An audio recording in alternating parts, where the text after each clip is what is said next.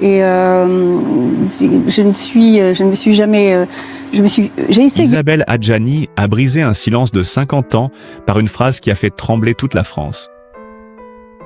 Il y a eu un homme dont je ne me suis jamais remise. En un instant, la légende vacille, les certitudes s'effondrent. Quel amour interdit a pu marquer à ce point une icône intouchable, au point de façonner chaque choix, chaque fuite, chaque secret? Ce que vous allez découvrir dépasse tout ce que l'on imaginait. Pour comprendre la portée de cet aveu déchirant, il faut remonter bien avant l'homme dont Isabelle Adjani ne s'est jamais remise, jusqu'aux fondations même de sa fragilité, là où se cache l'origine d'une blessure que personne n'avait jamais su nommer. Avant les Césars, avant les tapis rouges, avant que son visage ne devienne une icône, il y eut une petite fille qui grandissait dans une maison où le silence régnait plus fort que l'amour. Un silence dense, lourd, presque oppressant. Son père, Mohamed Cherif Adjani, marqué par la guerre et l'exil, vivait avec la fatigue muette des hommes qui ont trop vu et trop enduré. Tandis que sa mère, Augusta, imposait une rigueur froide, persuadée que les émotions ne sont qu'une faiblesse inutile. Dans cette ambiance immobile, Isabelle apprit très tôt à ne pas déranger, à marcher sur la pointe des pieds, à deviner les humeurs pour éviter les éclats, même s'il n'y en avait presque jamais. On ne criait pas chez les Adjani, mais on ne disait pas « je t'aime » non plus. L'amour existait, mais comme une ombre sur le mur, jamais comme une étreinte. Elle grandit dans cette absence de tendresse comme on avance dans un brouillard constant, apprenant à se protéger avant même de savoir aimer. Seul son frère cadet, Eric, offrait une forme de chaleur fragile, un lien que la petite Isabelle protégeait avec une intensité presque maternelle. Elle comprit très jeune que l'amour pouvait être une responsabilité écrasante, une peur constante de perdre l'autre. Et ce sentiment allait devenir le fil conducteur de toute sa vie. Lorsqu'elle entra à la Comédie Française à un âge exceptionnel, elle n'était pas une enfant insouciante lançant sa carrière avec naïveté. Elle était déjà une survivante émotionnelle, armée d'une hypersensibilité qui allait faire sa grandeur et sa perte. Sur scène, elle brillait parce qu'elle jouait avec ses cicatrices, transformant le manque en force, la douleur en intensité dramatique. Ce que le public prenait pour un génie instinctif n'était en réalité qu'un mécanisme de survie, une manière d'exister dans un monde où elle ne s'était jamais sentie totalement en sécurité. Le succès arriva brutalement, la consacrant comme l'une des actrices les plus fascinantes de sa génération. Mais au lieu de combler un vide, il l'accentua. Plus elle était admirée, plus elle se sentait seule.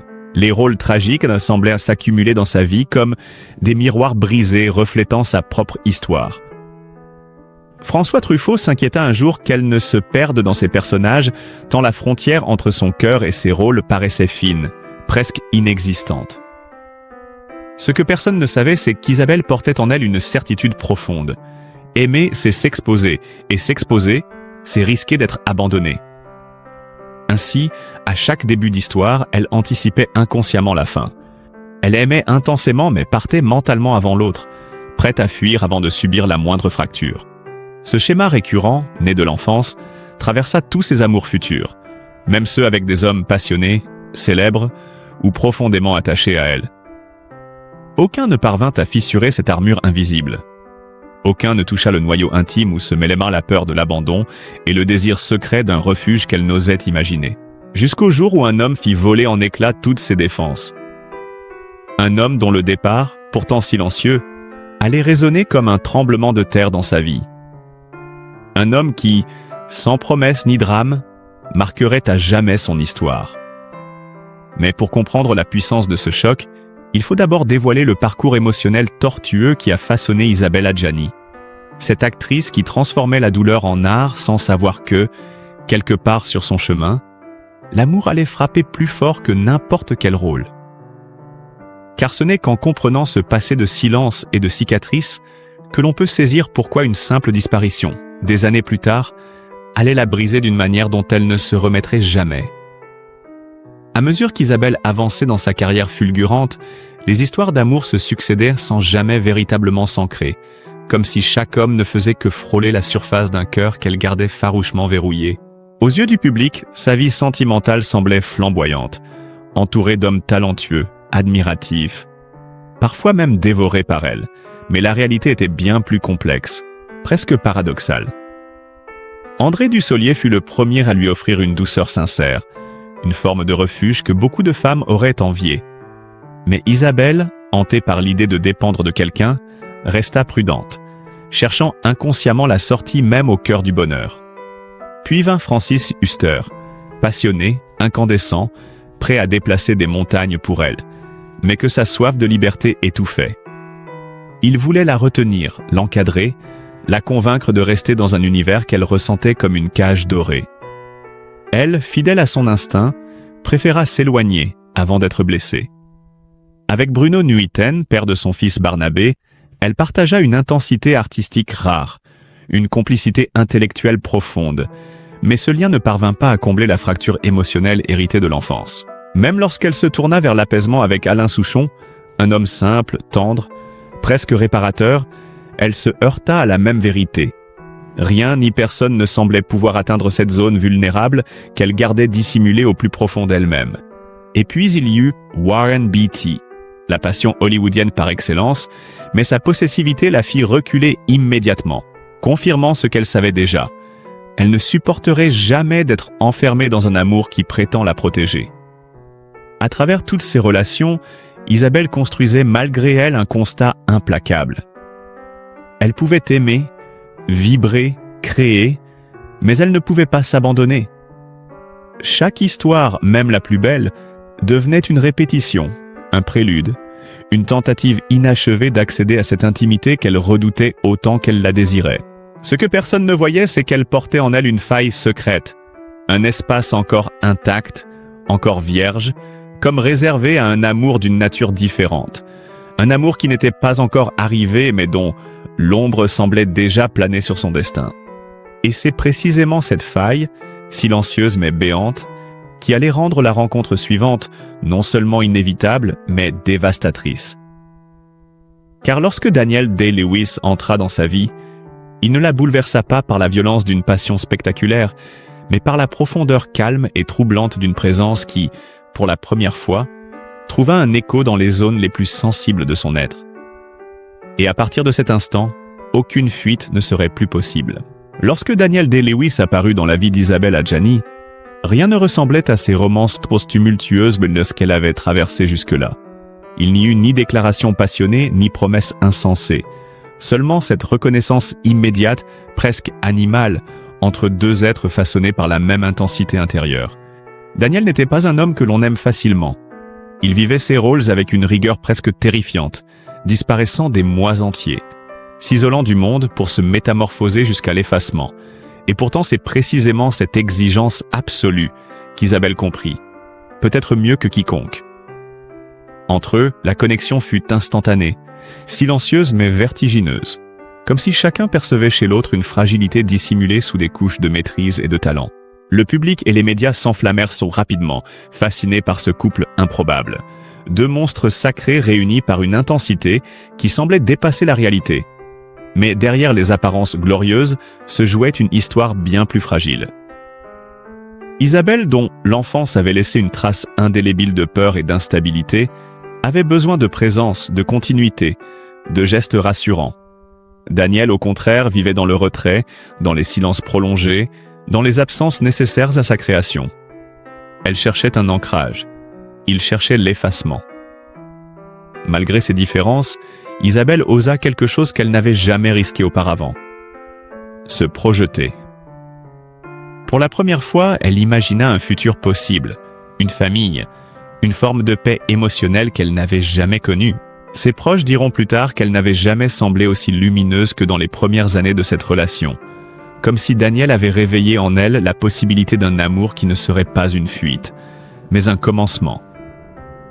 Mais ce bonheur fragile reposait sur une faille invisible qui, peu à peu, commença à se fissurer. Les tournages de Daniel, toujours plus immersifs, l'emportaient loin d'elle, parfois pendant des mois, et chaque absence rouvrait en Isabelle la blessure primitive de l'abandon. À mesure que les silences s'allongeaient, son anxiété grandissait. Lorsqu'elle découvrit qu'elle était enceinte, elle y vit un signe, une renaissance, l'espoir concret d'un avenir partagé. Elle croyait sincèrement que cet enfant scellerait cet amour incandescent, qu'il donnerait enfin à sa vie la stabilité qu'elle n'avait jamais osé réclamer. Mais pour Daniel, la nouvelle fut un vertige, presque un effroi. La paternité représentait un engagement qu'il ne savait ni promettre ni incarner. Et au lieu de se rapprocher, il se retira encore davantage, comme un homme qui sent son propre cœur lui échapper. Il n'y eut ni dispute ni rupture théâtrale, seulement une lente disparition, des appels espacés, des messages qui s'amenuisent, des silences qui pèsent comme des pierres. Pour Isabelle, ce retrait progressif fut pire que n'importe quelle séparation violente. Il ravivait exactement le traumatisme qu'elle avait passé une vie entière à tenter d'oublier. Et c'est ainsi, dans un silence presque insupportable, que la fracture se produisit. Quelques mois avant la naissance de leur fils, Daniel quitta sa vie, non pas dans la colère ou le mépris, mais dans ce mutisme désarmant qui, pour Isabelle, sonnait comme un abandon total. À cet instant précis, elle comprit que rien ne serait plus jamais comme avant. Car il existe des ruptures qui brisent le cœur, et d'autres qui brisent l'identité. Celle-ci allait redéfinir toute son existence. Après le départ silencieux de Daniel Day-Lewis, la vie d'Isabelle Adjani ne s'effondra pas dans un fracas spectaculaire, mais se vida lentement, comme si chaque respiration exigeait un effort qu'elle n'avait plus la force de fournir. Elle avançait dans un quotidien qui n'avait plus de contours, enceinte, vulnérable, exposée au jugement du monde et pourtant plus seule qu'elle ne l'avait jamais été. C'est dans cet état de fragilité extrême qu'elle prit une décision radicale. Quitter Paris, fuir cette ville qui bruissait encore de souvenirs, d'attentes, d'illusions brisées. En 1996, elle partit pour Genève, invoquant une loi suisse destinée à protéger les mères dans les litiges de garde. Mais la vérité profonde était ailleurs. Elle s'exilait pour survivre. Genève n'avait rien d'un refuge idyllique. C'était une ville austère, presque trop calme, où elle pouvait s'effacer sans que personne ne la cherche vraiment. Dans cet espace neutre, elle tenta de reconstruire une stabilité autour de son fils à naître, Gabriel Kane, tout en portant en elle une douleur sourde qu'elle dissimulait derrière une apparence de contrôle. Elle refusa des rôles prestigieux, évita les plateaux, les interviews, les festivals, non par caprice mais parce qu'elle ne supportait plus l'idée de jouer des émotions qu'elle ne ressentait plus. Comment incarner la passion quand la sienne s'était éteinte dans un silence? Comment laisser la caméra approcher quand elle ne reconnaissait plus son propre reflet? Pendant ces années d'exil, une série de coups du sort s'abattit sur elle comme pour tester sa résistance. La mort de son père, d'abord, laissant derrière lui un vide fait de mots qu'il n'avait jamais su se dire. Puis la disparition de sa mère avec laquelle elle avait entretenu une relation complexe, tissée de distance et d'incompréhension. Mais la perte la plus dévastatrice survint en 2010. La mort de son frère Eric, le seul être qu'elle avait vraiment senti comme un refuge. Elle avait tenté de le sauver de ses démons, de l'addiction, de la dépression, mais rien n'y fit. Cette disparition la transperça plus profondément que toutes les blessures précédentes, réveillant ce sentiment ancien que tout ce qu'elle aime finit par lui être arraché. Et, au milieu de ces drames successifs, un fait frappant demeurait. Jamais, pas une seule fois, elle ne prononça le nom de Daniel. Même face aux journalistes, aux proches, aux confidences les plus intimes, il restait une absence sacrée, un secret trop lourd pour être exposé.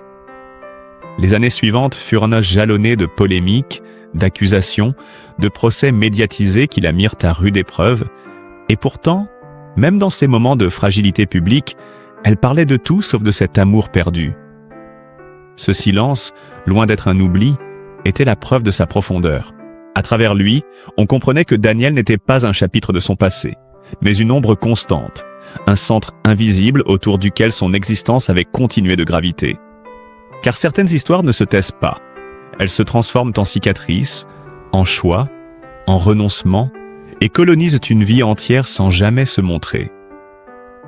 Et tant qu'Isabelle n'affrontait pas cette vérité, elle ne pouvait ni guérir ni avancer. Pourtant, le moment où elle finirait par la nommer approchait déjà, doucement mais inexorablement. Avec le passage des années, alors que le tumulte médiatique s'apaisait et que son exil se transformait peu à peu en mode de vie, Isabelle Adjani, entra dans une phase inattendue de lucidité, une zone où la douleur ne disparaissait pas, mais cessait enfin de gouverner chacun de ses gestes. À l'approche de ses 70 ans, elle comprit qu'elle n'avait plus rien à prouver à une industrie qui l'avait élevée au rang d'icône tout en la dévorant de l'intérieur. Elle commença à refuser systématiquement des rôles pourtant prestigieux, se détachant de cette injonction à rester éternellement jeune, belle, désirable. « Je ne voulais plus être jugée sur mon apparence », confiera-t-elle plus tard, et cette phrase résonna comme une libération longtemps attendue. Installée entre la Suisse et le Portugal, elle adopta un mode de vie presque monastique, loin du tumulte parisien, partageant ses journées entre l'écriture, la lecture, les promenades au bord de l'Atlantique et une solitude qu'elle avait enfin apprivoisée. Pour la première fois de sa vie, cette solitude n'était plus une menace mais un refuge choisi. Ses fils devinrent le véritable centre de son univers. Barnabé, discret, poursuivant son chemin musical avec fidélité. Et surtout Gabriel Kane, le fils qu'elle avait eu avec Daniel, un jeune homme oscillant entre musique et mode, conscient du poids immense que représentait son double héritage. Pour Isabelle, Gabriel n'était pas seulement un enfant. Il était la preuve concrète d'un amour qui n'avait jamais cessé d'exister, malgré les silences. Un rappel vivant de ce qu'elle avait perdu et de ce qu'elle avait réussi à sauver malgré tout. Longtemps, elle évita encore de parler de Daniel, même lorsque des journalistes l'interrogèrent directement sur lui. En 2016, elle se contenta d'une phrase énigmatique. « Les passions ne deviennent jamais des amitiés ». Une réponse qui en disait long, mais qui ne révélait rien. Elle n'était pas prête, pas encore. Il fallait du temps pour affronter un fantôme qui avait façonné chaque repli de son existence. Puis vint 2023, un tournant inattendu. Dans un podcast enregistré presque par hasard, une question apparemment anodine la déstabilisa. Avait-elle déjà repoussé quelque chose qui aurait pu changer sa vie? Le silence qui suivit fut long, plus long que prévu. Un silence où l'on sentait toute une vie remonter à la surface. Et lorsque qu'elle répondit enfin, ce fut avec une sincérité désarmante. Elle avait toujours choisi de partir par peur, par réflexe de survie, par incapacité à croire qu'un amour pouvait durer. Ce jour-là, sans prononcer son nom, elle admit pour la première fois qu'un homme avait marqué sa vie d'une empreinte irréversible. Plus tard, dans un cercle privé, elle lâcha enfin les mots qu'elle retenait depuis des décennies. « Je pense que Daniel a été l'amour de ma vie. » Ce n'était pas une déclaration romantique, c'était une vérité nue, dénuée d'artifice, l'acceptation tardive d'une histoire qui n'avait jamais été guérie. Elle expliqua que l'amour ne se mesure pas au temps passé ensemble, mais à la trace qu'il laisse, à la blessure qu'il ouvre, à la transformation qu'il provoque. Daniel avait été cette transformation, ce point de fracture, cette évidence qui ne s'efface pas. Aujourd'hui, Isabelle ne cherche plus à combler un vide. Elle vit avec lui, calmement, presque sereinement, comme on vit avec un souvenir qui ne fait plus mal mais qui continue de vibrer dans le silence. Et dans cette acceptation tardive se cache peut-être la plus grande liberté de sa vie. À présent que la vérité a enfin franchi les lèvres d'Isabelle Adjani, quelque chose d'inédit semble s'ouvrir en elle. Non pas une renaissance flamboyante, mais une forme de paix lucide, presque fragile, qui n'aurait jamais pu exister tant que ce secret restait enfoui. Elle reconnaît désormais que toute sa vie a été structurée autour de cette peur de s'attacher, de cette impulsion de fuir avant d'être blessée. Un mécanisme de défense hérité de son enfance et renforcé par des années de solitude affective. Ce qu'elle n'avait jamais voulu admettre jusque-là, c'est que Daniel Day-Lewis n'avait pas seulement été un amour manqué. Il avait représenté l'unique moment où elle avait osé croire en un avenir possible, en une continuité émotionnelle qui aurait pu changer son destin.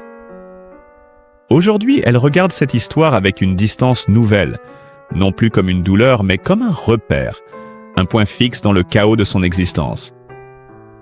Elle confie parfois, à demi-mot, que si elle n'a jamais pu guérir complètement de cette rupture silencieuse, c'est parce qu'elle n'a jamais trouvé ailleurs la même intensité, la même sincérité brute.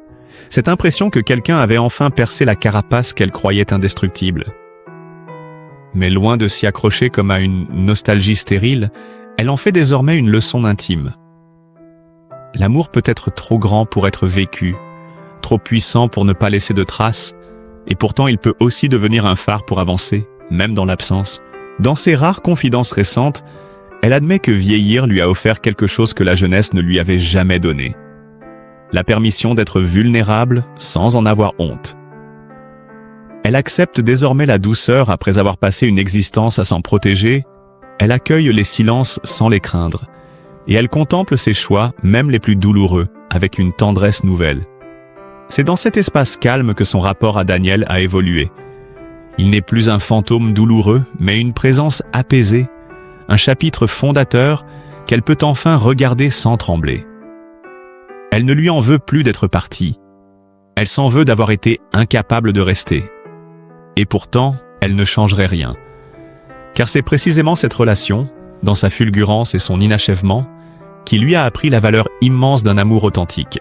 Aujourd'hui, alors qu'elle chemine dans cette maturité réconciliée, Isabelle laisse parfois échapper un sourire presque imperceptible quand on évoque les passions de sa vie. Comme si, derrière ce sourire, se cachait une phrase qu'elle n'a jamais dite publiquement. Certaines histoires n'ont pas besoin d'être vécues longtemps pour durer toujours. Dans cette nouvelle étape de sa vie, Isabelle Adjani avance avec une lucidité surprenante, comme si le fait d'avoir enfin nommé son amour impossible lui avait rendu un souffle intérieur longtemps retenu. Une liberté d'exister sans se cacher derrière les rôles ou les silences. Elle ne cherche plus à se définir à travers ce qu'elle a perdu, mais à travers ce qu'elle a compris, et cette compréhension transforme son rapport au monde. Elle n'attend plus que la vie lui offre un grand bouleversement. Elle choisit désormais la lenteur, la nuance, la délicatesse. Loin des projecteurs, elle cultive une existence simple où chaque geste a la valeur d'une réparation. Qu'il s'agisse de préparer un repas pour ses fils, de répondre à une lettre de fan ou d'observer la lumière changer à travers la fenêtre d'une maison calme au Portugal. Ceux qui l'entourent disent qu'elle sourit davantage, non d'un bonheur éclatant, mais d'une paix qui s'installe enfin. Une paix qui lui avait été refusée pendant des années.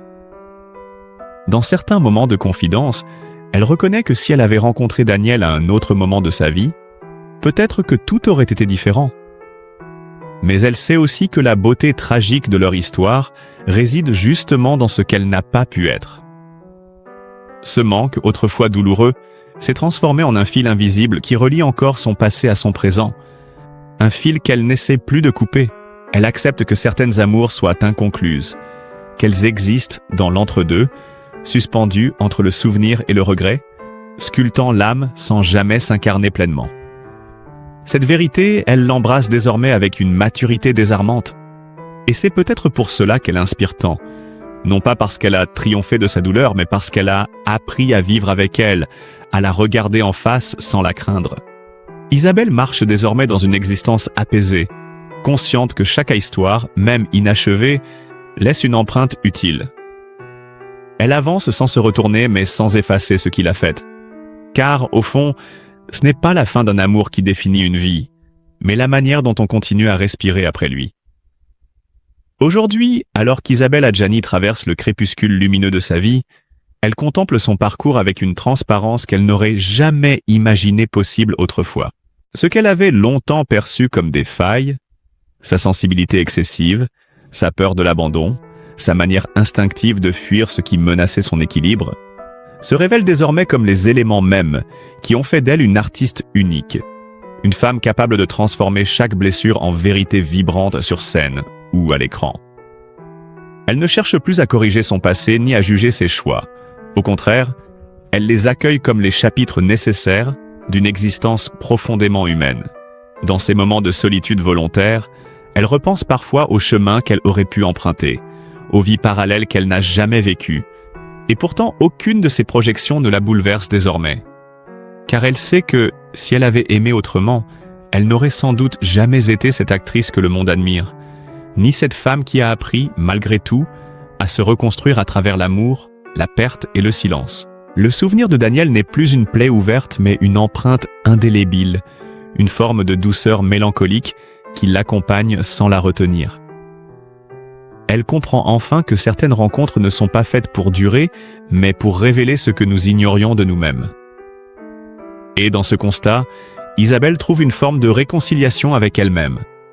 Elle n'a pas vécu une histoire inachevée, elle a vécu une histoire essentielle. Désormais, elle avance avec cette certitude intime que rien de ce qui lui est arrivé n'a été vain. Chaque amour, chaque rupture, chaque renoncement a contribué à la conduire vers cette version d'elle-même, plus calme, plus consciente, plus vraie. Et si elle inspire encore aujourd'hui, ce n'est plus par sa beauté, ni même par son mystère, mais par cette honnêteté nouvelle, presque désarmante, avec laquelle elle accepte enfin d'être pleinement humaine. Si l'histoire d'Isabelle Adjani vous a touché, si vous avez ressenti la fragilité derrière la légende, la solitude derrière le talent, alors prenez un instant pour lui envoyer, à travers cette vidéo, un peu de chaleur, de compréhension et de bienveillance. Trop souvent, nous oublions que derrière les icônes se cachent des êtres humains qui traversent des tempêtes invisibles, des amours impossibles, des pertes silencieuses. Isabelle n'est pas seulement une actrice exceptionnelle, elle est une femme qui a aimé avec une intensité rare, qui a souffert en silence, qui s'est relevée malgré les chutes et qui, aujourd'hui encore, continue d'avancer avec une grâce bouleversante. Si son parcours résonne en vous, montrez-le. Laissez un like pour dire que sa vérité compte. Partagez cette vidéo pour que d'autres découvrent la profondeur de cette histoire. Abonnez-vous pour suivre les récits des vies qui nous inspirent, nous émeuvent et nous rappellent que derrière chaque visage public, il y a une âme qui lutte et qui espère. Votre soutien est précieux. Votre présence l'est encore plus. Ensemble, continuons à célébrer ces histoires qui nous rappellent que l'humanité se trouve souvent dans les fissures les plus discrètes. Merci d'être là, merci de ressentir, merci de faire vivre cette chaîne